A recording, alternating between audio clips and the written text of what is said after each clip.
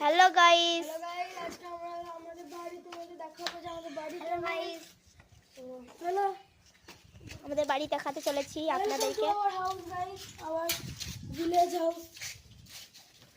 Hello, তো চলুন আমাদের তুমি ভিতরে। আমাদের স্কুটি অনেক পুরোনো, আগে না বসে চলো আমরা ভিতরে যাওয়া যাক। তো এটা আমাদের ওয়াশরুম। তো এটা আমাদের ডাইনিং রুম, যেখানে আমরা খাই। এটা আমাদের fridge, this is our kitchen.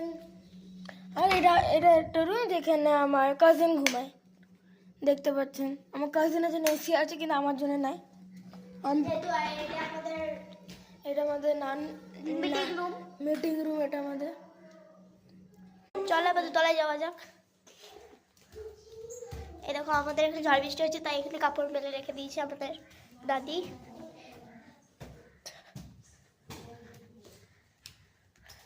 তো আমরা দুতলায় পৌঁছে গেলাম। তো এটা আমাদের ডাইনিং, এটা আমাদের বাইক। যেহেতু বাইকটা খুলো, বাইকটা খোলো। এটা বাইক চালানো যায়, চালিয়ে রেখে দাও। এটা বাইক। এটা আমাদের ডাইনিং। এটা এই দেখো আমাদের প্যান্ট। এটা আমাদের রুম। এটা আমার দিদির গানের রুম ছিল, যেটা এখন আর নাই। যেটা মানে বলতে গেলে একটা টাইপের গানের স্টুডিও। এই দেখো সোফা। দেখো, এটা আমাদের ফ্রিজ দুতলার। এটা আমাদের স্টোর রুম, আমাদের স্টোর থাকে।